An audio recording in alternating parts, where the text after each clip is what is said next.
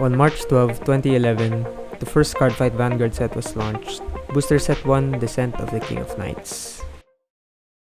Cardfight Vanguard ここから僕らの戦いが始まったんだ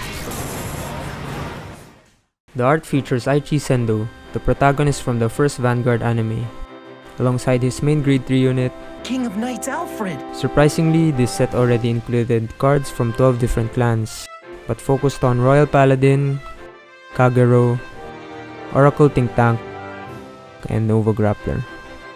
The set had a total of 80 different cards including 12 SPs, 8 triple rares, and 12 double rares. Booster packs before only had 5 cards inside, but you get 30 packs per booster box. SPs at that time didn't feature full arts but still had different foiling patterns from triple rares. Blaster Blade and Dragonic Overlord were given a different art in their triple rare versions from the booster set compared to the ones in the trial deck. Their SP versions featured the art used from the trial decks. On December 10, 2011, the English version of this set was launched internationally. Before this set, only 2 products were released, which are trial decks: Shining Swordsman of the Holy Land with Blaster Blade, and Raging Dragon of the Empire with Dragonic Overlord, the latter having a clear advantage over the Blaster Blade trial deck. In the release of Booster Set 1, new boss units and sentinels aka Perfect Guards were introduced. Kagero and Royal Paladin were the top decks respectively. Both even received an additional set of critical triggers that the other clans did not. These decks also gained more card advantage compared to the rest. A deck that was popular and I found really interesting is Mr. Invincible Overlord. In Vanguard's early stages, players had the freedom to mix clans.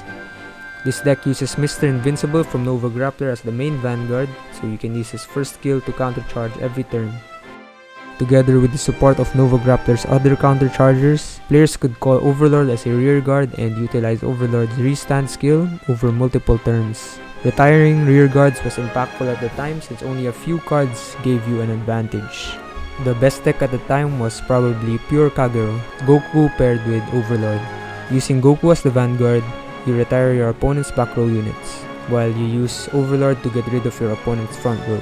Set 1 gave the deck an upgrade by introducing Lizard Soldier Conroe, which can search Wyvern Guard Bari, a perfect guard, or any other grade 1s that you may need depending on the state of the game. Royal Paladin, the contender against Kagero, focuses on calling units and gaining power. Clan received King of Knights Alfred, which searches her deck for a grade 2 or less unit to call.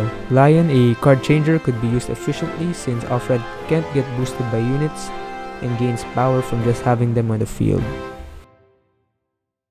Oracle Think Tank got CEO Amaterasu, who can soul charge and look at the top card of the deck to either put on top or bottom every turn. Additionally, an on-hit Mega Blast, Soul Blast 8, Counter Blast 5 to draw 5. Although it's very unlikely to activate, it applies some pressure and whenever it does activate, a win is almost guaranteed.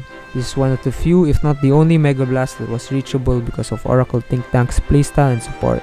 The other grade 3 given is Oracle Guardian Apollon, which has a reasonable on-hit skill which allows you to draw and works well both as a vanguard or rear guard. Nova Grappler struggled since it had no way to gain card advantage. Its gameplay is focused on standing units. Ashura Kaiser can stand a unit if it drive checks a grade 3, but whenever a unit does stand with its effect, the additional attack is either guarded easily or blocked by a defensive. A lot of times it is better to stand a column instead of your front row if you drive check another grade 3 or stand trigger. Nova Grappler lacked a good grade 3 rear guard since the other grade 3 they received was Mr. Invincible, which is used only as a vanguard. Nova Grappler's second mechanic is the countercharging, but did not have much use for the open CB. Brutal Jack was the only unit that could utilize it well. Descent of the King of Knights was the first ever booster set in Cardfight Vanguard. It introduced units coming from the first season of the anime. It was interesting to see the decks used and what Vanguard was like back in 2011. Feel free to share your thoughts in the comment section below, and if you have other suggestions or ideas for my videos, comment down below as it would help. That's all, thank you for watching.